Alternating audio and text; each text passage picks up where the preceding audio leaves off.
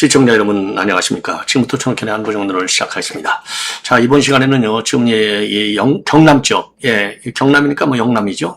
이쪽에 지금 비가 엄청 많이 올 것이다 라고 하는 예보가 나와 있네요. 그래서 여러분들 말이죠, 이 태풍 때문에 그런데 지금 피해를 입지 않도록 각별히 유의하시면 좀 좋을 것 같다, 이런 말씀을 먼저 드리고요. 자, 그 다음에는요, 지금 광주 군공항과 관련해서 파장이 일파만파로 계속 커지고 있습니다. 제가 이거는 말이죠, 대한민국의 안보 문제와 직결되어 있는 것이고 빵보다는 안보가 더 중요하다, 저의 이제 치론인데, 그런 측면에서 지금 파장이 야구되고 있는 부분을 갖다가 계속해서 이렇게 보도해 드릴 예정으로 있습니다. 한마디로 얘기해서 말이죠, 제가 그랬잖아요, 준비가 안 된 상태에서 이재명이 어명 하나 가지고 말이죠, 말도 안 되는 명령인데 요걸 그대로 따라가는 군, 참 기가 막히죠. 그러니까 여기에는요, 지금 주한미군이 지금 동의를 해줘야만이 되도록 되어 있어요. 자, 주한미군이 당연히 열불이 나지 않을 수 없는 것이죠. 그렇지 않아도 주한미군과 국방부가, 우리 군관하고도 국방부, 양규백과의 관계는 별로 안 좋다, 이건 뭐 우리가 다 짐작하는 거 아니겠습니까? 그런 측면에서 파장이 만만치 않아요. 그러니까 일개 그냥 단순하게 공항 하나 문 닫고 다른 데로 가는 이런 차원의 문제가 아니라는 거예요. 그래서 군사 전략적인 측면에서 광주 군공항이 어떤 중대한 역할을 하고 있는지 여러분께 말씀을 드리도록 하겠고요. 그 다음에 이제 조이대 대법원장, 이거 민주당에서 말이죠, 조이대 대법원장 못 찾아놔가지고 지금 난리를 피는 거, 여러분들 뭐 하루 이틀 된 게 아니죠. 작년 봄서부터. 그래서 그게 나온 게 이제 법 왜곡죄까지 나와 있는 거 아니겠어요? 자, 그랬더니 이번에는요, 이 법사위에서 기자회견까지 하면서 지금 이제 이 조희대 대법원장에 대한 탄핵을 또 거론하고 있어요. 자, 그러니까 이제 이재명이가 좋아하는 대법관 추천 안 한다는 거죠. 뭐 쉽게 얘기하면. 그래서 그 관련 내용. 그런데 이제 김민석이가 당 대표가 되면 그 압박이 더 커질 것이다. 왜냐하면 김민석이가 그랬잖아요, 조희대 탄핵해야 된다고. 자, 그래서 요 내용을 말씀을 드리도록 하겠고, 그 다음에 윤상현 의원이 말이죠, 지금 이제 법무부 비례위원회에서 이재명과 관련된 사건들을 더 지금 기본적으로 7개를 조사하게 돼 있는데 12개를 더 추가시켰지 않습니까? 이거에 관해서 지금 윤상현 의원이 강력하게 규탄을 하고 있고요. 그 다음에 이제 개헌 문제에 관해서도 강력히 비판하는 입장문을 내놓고 있습니다. 그래서 요 관련 내용도 여러분께 자세하게 설명을 드리도록 하겠습니다. 그리고 지금 이제 이 시간에 서울 시간으로 지금 1시가 다 됐는데 주무시지 않고 제 방송을 봐주시는 여러분들께 진심으로 감사의 말씀을 드리고요. 그리고 이제 YS팡님, 홍주식님, 뭐 항상 몽몽님 이렇게 제 방송 굉장히 아껴주시고 격려해주셔서 거듭거듭 감사의 말씀을 드립니다. 제가 오늘 저녁에는요, 오늘 지금 거기는 한밤중이죠. 제가 해외 나와 있어갖고 서울하고 이제 제가 있는 곳하고 시간차가 좀 많이 나기 때문에 제가 한국 시간이 새벽녘에는 방송을 잘 안 해요. 잘 안 하는데 오늘은 지금 뉴스가 이제 월요일이잖아요, 날 새면. 그러다 보니까 뉴스가 상당히 많아서 조금 한밤중에 주무시지 않는 분들을 위해서라도 제가 오늘은요, 예외적으로 방송을 조금 해드리도록 하겠습니다. 여러분들 다시 한번 감사하다는 말씀을 드리고요. 자, 그래서 이제 지금 보니까 이 정성님인데, 미 공군은 반도체 클러스터 사업 마무리될 때까지 활주로에 항공기 몇 대 계류시켜 놓으세요. 아이고, 얼마나 좀 열불이 나면 이런 말씀을 하시겠어요. 그래서 이렇게 비판하는 글을요, 많이 올려주셔야 정부 여당에서 특히 이재명이한테 이게 보고도 못할 수도 있는데, 이재명이가 뭐 직접 제 방송 볼 수도 있어요.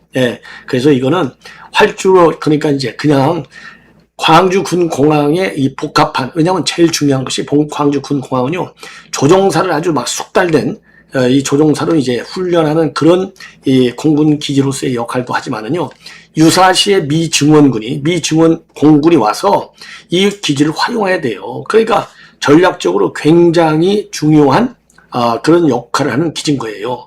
요거를 갖다가 지금 서산으로 쪼개고 충주 중원으로 쪼개고 그 다음에 예천으로 쪼개갖고 나눠준다? 개판되는 거죠. 개판. 이거는 이 쪼갤 성격이 아니야. 이건 쪼갤 성격이. 그쪽도 다 사정이 있어. 꽉꽉 들어찼다는 거 아니겠습니까?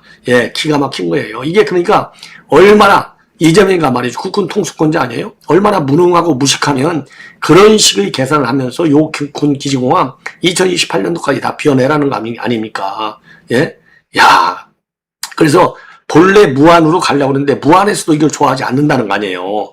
그러니까 28년까지 비워줘야 임기 내 거의 반도체 팹이 들어가는 것이고 그 2028년까지 비워줘야 되니까 우선 무한으로 2032년도 되기 전까지는 28, 29, 30, 32, 32 그러니까 4, 5년간은요 다른 데 찢어져 갖고 있으라는 거예요. 그러면 이게 개판되는 거지.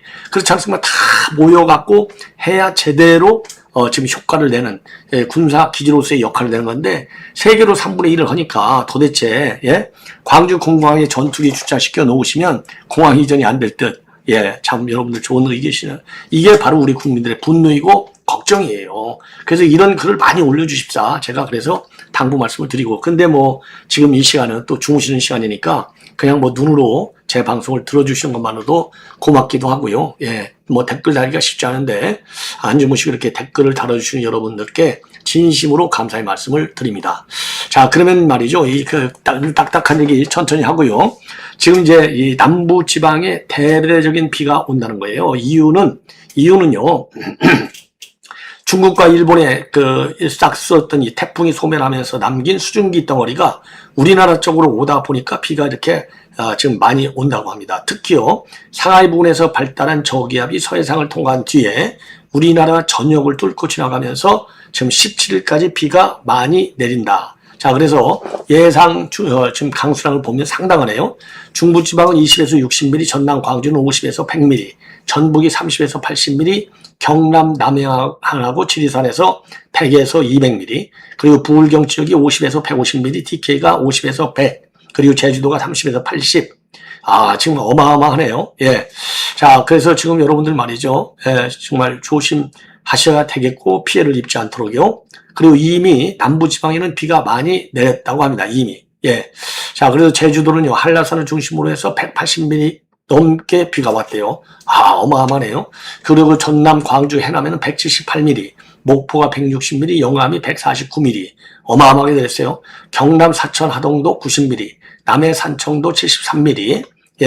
자, 그래서 이렇게 비가 많이 내리는 것은 두 개의 태풍이 소멸한 그 이유라는 거예요. 그래서 중국 상하이로 향하던 13호 돌핀이 소멸하면서 저기압으로 바뀌고 일본 내륙을 통과한 16호 찬홈이 소멸하면서 동해안에 수증기를 도와주면서 예상보다 더 많은 비가 내리고 있다는 겁니다. 자, 그래서 말이죠. 광복절 연휴 때 비가 많이 왔는데 남부 가뭄이 크게 이제 개선될 예상이었지만은 하루 100mm가 넘는 집중호우가 쏟아지면서 오히려 이 재난이 발생하는 지역도 늘어날 전망이다. 자, 그래서 18일부터는요, 우리나라가 다시 북태평양 고기압 가장자리에 들면서 기온이 또 올라갈 예정이라고 합니다. 자, 그래서요, 지금 남부지방에 이렇게 호우가 오다 보니까 광주, 전남, 경남, 이 비 피해에 대한 신고가 잇따르고 있다. 이런, 죄송합니다. 이런 뉴스가 지금 쏟아져 나오고 있어요. 그래서 우리 시청자 여러분들 절대적으로 피해 안 입도록 각별히 유의하십사, 이런 말씀을 다시 한번 드립니다. 자, 이 정도로 이거는 이제 마치고, 말씀을 마치고 말이죠. 지금 이제 군공항 이전과 관련해서 여러분께 말씀을 드리겠습니다. 이 군공항 이게 쉽게 이렇게 하면 안 되는데, 정말 큰일이네요. 자, 그래서 군공항과 관련해가지고요. 잠깐만요. 군공항 이전 문제가, 제가 지금 이 자료를 찾아놨는데, 이게, 잠깐만요. 그러니까 이제 쉽게 얘기해서 이제 군공항이 말이죠. 단순한 그냥 이 비행기, 저기 공항이니까 이제 그 공군 기지로서의 비행기 떴다 내렸다 하는 그런 기지가 아니고, 증원군의 배치 문제와 직결돼 있고, 조종사를 완전히 숙달된 전문, 파일럿으로 키우는 그런 중차에 대한 기능을 수행하는데, 이거를 갖다가 어떻게 쪼개가지고요, 서산하고 예천하고, 그 다음에 청주에 쪼개서 이거를 갖다가 관리할 수 있겠느냐. 그런 점에서 우려를 지금 표하고 있는, 그런, 지금 기사들이요, 여기저기서 굉장히 지금 많이 나오고 있어요. 굉장히 많이 나오고 있어요. 자, 그래서 요 내용을 제가 정리를 좀 해드리려고 하는데, 자료를 제가 찾아놨는데 말이죠. 이 자료가 지금 어디로 날아갔네요. 자, 그래서 요거를 만약에 이번 시간에 이걸, 말씀을 못 드리면 다음 시간에 여러분께 말씀을 드리도록 하겠고요. 조희대 대법원장 얘기를 그러면 먼저 제가 말씀을 드리도록 하겠습니다.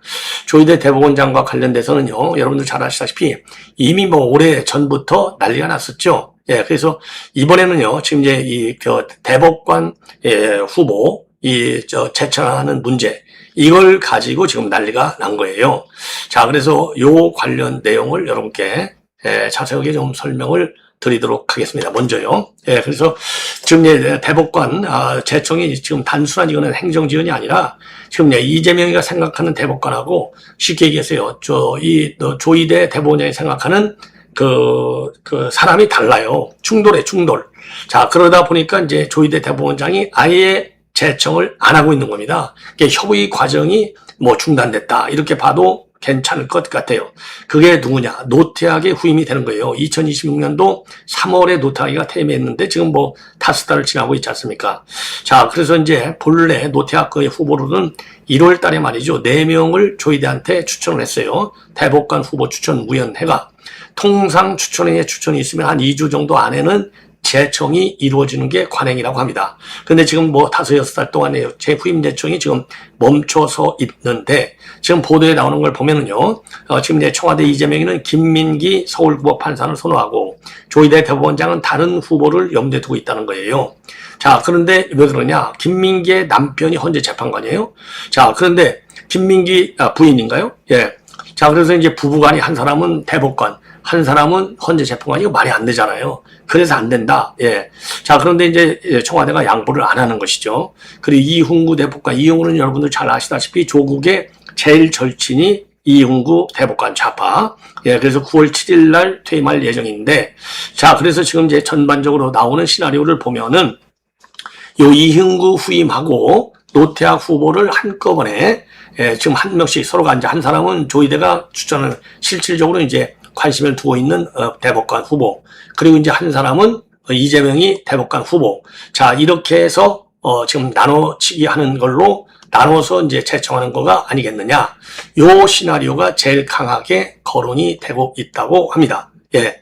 자, 그래서 통상적으로 절차는요, 이미 말씀을 드린 대로 대법관 후보 추천회 추천을 받아서 대법원장이 대통령한테 제청을 하면 국회가 청문회를 하게 돼 있어요. 그래서 국회 동의를 받고 동의를 받아서 이제 청와대로 올리면 이재명이가 임명하도록 하는 게 이게 절차예요. 자, 그런데 이제 조희대 대법원장이 청와대 선호 후보를 그대로 제청하면은 이게 말하자면 그대로 국회수도 시비 없이 올라가겠지만은 만약에 조희대 대법원장이 말이죠. 지금 이제 청와대가 좋아하지 않는 후보를 갖다가 올렸다? 그럼 국회로 나가면 그때 민주당이 가만히 있겠습니까? 가만히 안 있죠. 벌써 그러니까 지금 압박이 들어가는 거 아니에요. 탄핵하겠다고. 예. 자, 그래서 지금 이제 대법원장의 임명이 늦어지고 있다.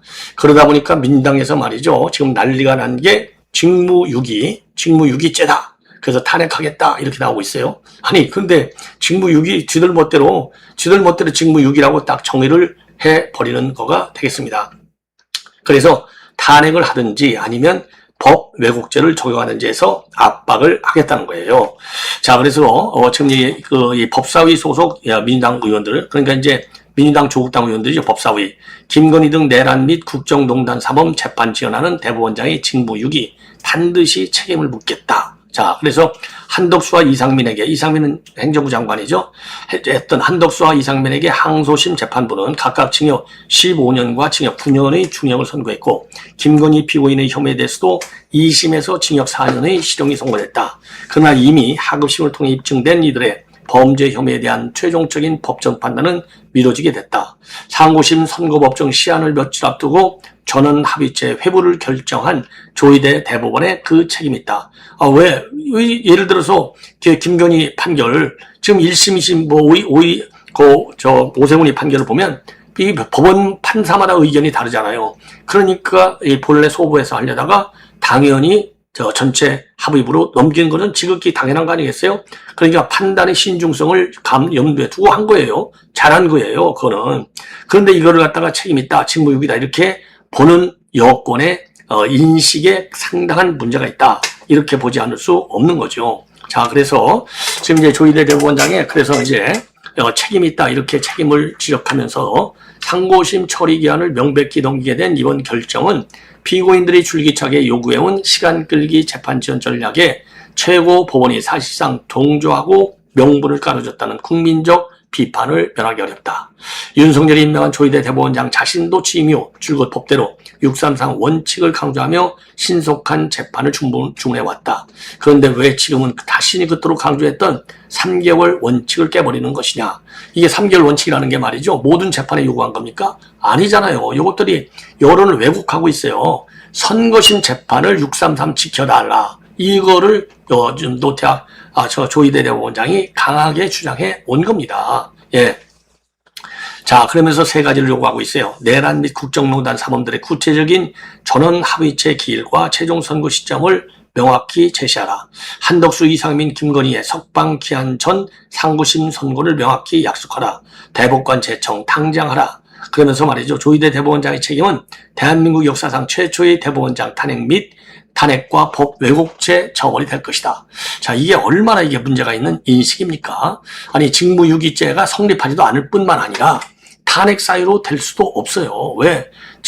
탄핵 사유라고 하는 것은 중대한, 그냥 법 위반 갖고는 안 되고 법 위반이 중대하게 헌법이나 법률 위반, 중대한 범죄 행위가 있어야 돼요.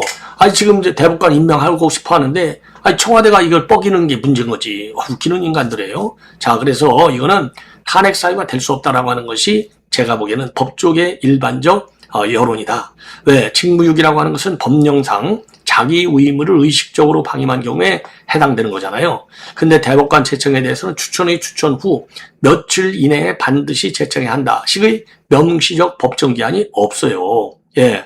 그리고 계속 협의해 왔지 않습니까? 근데 직무유기라고 하는 것은 유기, 아무것도 안 해야 직무유기가 되지. 일을 하고 있잖아, 협의를. 웃기는 것들이죠. 예. 그리고 탄핵은요, 단순한 인사 판단의 지연이 아니라 헌법 법률 위반이 중대하다고 하는 점이 입증이 돼야만 되는 겁니다. 자, 그래서 지금 이제 대법관 후임이 바로 결정되지 않는 것은 논란은 있을 수 있지만 그것이 곧 탄핵으로 연결된 직무유기 행위라고 보는 것은 지나치게 이거는 잘못된 것이다. 그러니까 무식한 것들이죠. 한마디로 얘기해서. 예. 자, 그리고 지금 이 여권 법사위원들이 얘기하고 있는 한덕수, 이상민, 김건희 사건의 전원 합의체 회부 선고 지연 문제도 이거는 별도로 봐야 돼요.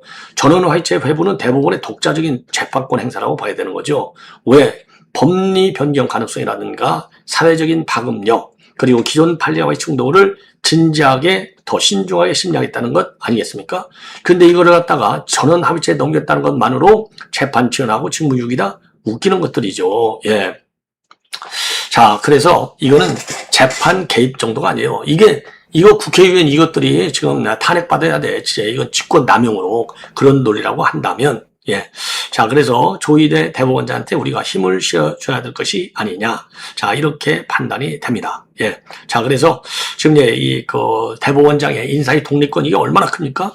인사의 독립성이 유지가 되지 않으면, 지지가 되지 않으면 재판에 대한 독립성도 사실상 깨지는 거나 마찬가지가 아니겠습니까? 예.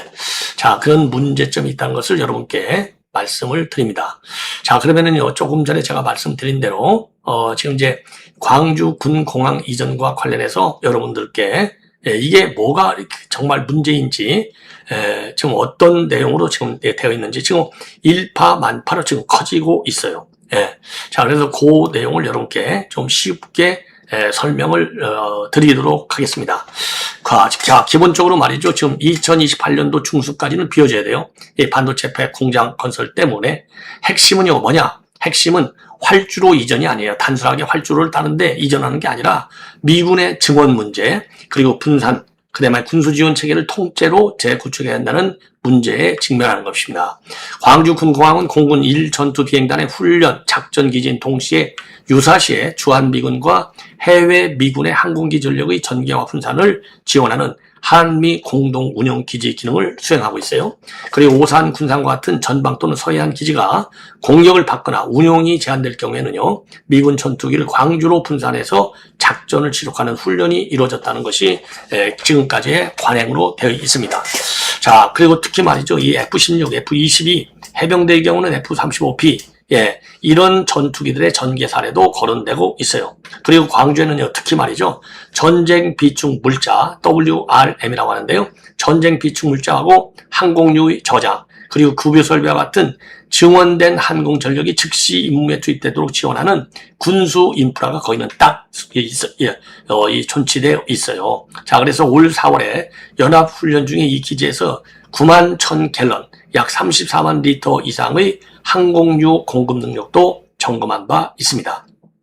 그래서 정부 목표대로 2028년 중순까지 부지를 활용하려면 1전투 비행단의 이전과 미군 작전 기능의 대체, 그리고 소파, 협정상 미군 공여시설, 구역의 반환 협의가 동시에 마무리돼야 되는 겁니다. 그래서 이거는 단순하게 그냥 이전하는 이런 차원의 문제가 아니라라고 하는 점을 여러분들께 분명하게 제가 자세하게 설명을 드리는 겁니다. 이게 이 현 정부가 이렇게 무식한 거예요. 쉽게 얘기해서 무식한 거. 예.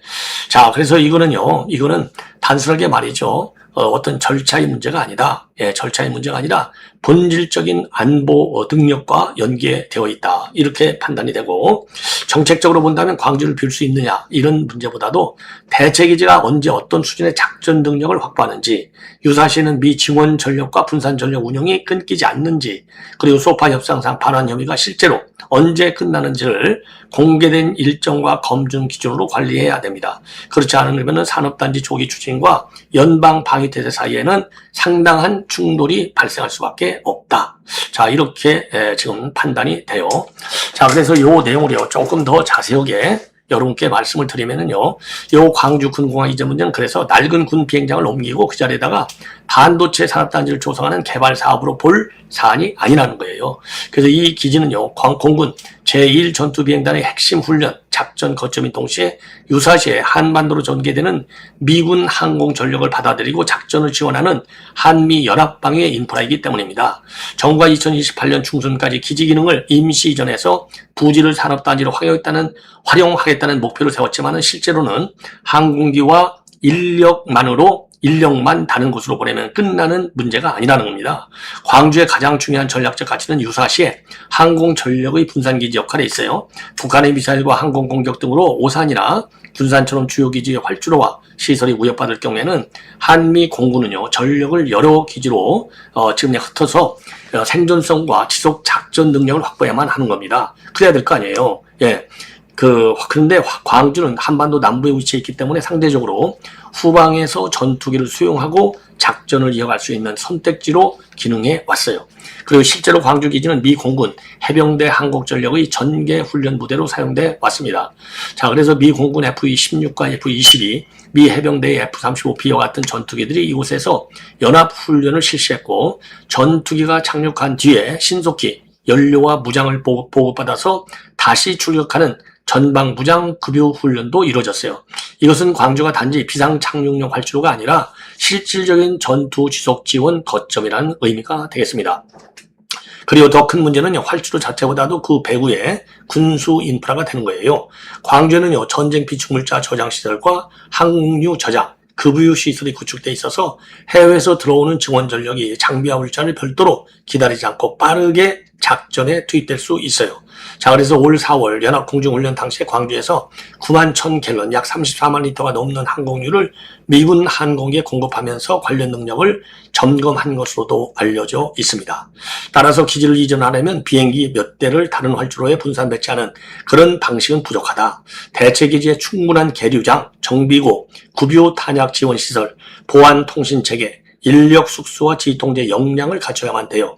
또한 광주에 쌓여있는 미군 전쟁 비축 물자를 어디로 옮길지, 새 시설을 어느 수준으로 구축할지, 유사시 작전 계획을 어떻게 다시 짤지까지 함께 결정해야 되는 매우 중요한 그런 미션들이 많아요. 그리고 시간표상으로도 현실적으로 검증이 굉장히 필요한데, 다른 공군 기지들도 KF-21 전력화에 따른 수용시설 공사, 그리고 노후 활주로 정비 등으로 인해서 여유 공간이 별로 크지 않다는 겁니다. 예컨대 청주기지에는 F-35 40대를 수용하기 위한 시설을 짓는 데만도 4년이 넘게 걸린 전례가 있다는 거예요. 이런 걸 고려해 볼 때 광주의 공군 기능과 미군 지원 기능을 모두 배치하면서 2028년도 중순까지 완결하는 것은 상당히 시간적으로 촉박할 수밖에 없다는 겁니다. 특히 마지막 변수는 한미 협의와 미군 공여지 반환 절차가 남아있는 거예요. 광주 기진의 미군 사용시설과 구역은 한국 공군이 빠진다고 자동적으로 반환되는 것이 아닙니다. 소파 체계 아래서 별도의 한미 군당국 간의 정부 당국 간의 협의가 필요해요. 결국 반도체 산업단지 조성을 서두른다 하더라도 공군 이전과 대체 작전 능력의 구축, 그리고 미군 기능의 재배치, 공여지 반환이 같은 속도로 진행되지 않으면 안보 공격이나 개발 지원이 불가피하게 발생하지 않을 수 없다는 것이죠. 자, 그럼에도 불구하고 이재명이 아는 게 있어야지 그냥 옮겨하면 무슨 뭐 일반 공장 옮겨가듯이요. 뚝딱 이렇게 옮겨갈 수 있는 걸로 이재명의 무식이 드러나는 거예요. 한마디로 얘기해서. 예, 참 큰일 났어요. 그래서 우리가 가열차게 요 비판을 해야 된다. 그러니까 호남 사람들도 지금 무한으로 옮긴 거 파기 싫어하고, 그리고 반도체가 지금 광주로 오는 건 좋아하지만은 여러 문제가 많이 있다는 것, 전력 용수 인재 문제가 많이 있다는 건 뭐 다 알려져 있는 것 아니겠어요? 거기다가 군 기지를 쓰겠다? 정말 야, 이 무식이 정말 튀어나오는 것이죠. 이건 분노 가지고 해결돼야 되지 않아요. 예. 자, 홍주식 얘기하신 대로 수법 301조 더 얻어 맞아야 돼요. 그래야 정신 차리죠. 예. 자, 시청자 여러분, 이렇게 해서 본 방송을 마치도록 하겠고요. 또 제가, 우리 서울 시간으로는 지금 한밤중이지만은, 제가 상황을 봐서요. 조금 이제 새벽 시간에도 방송을 계속 하겠습니다. 그래서 혹시 잠이 안 오신 분들은 제 방송을 많이 시청해 주시면은 대단히 고맙겠다. 이런 말씀을 드립니다. 감사합니다.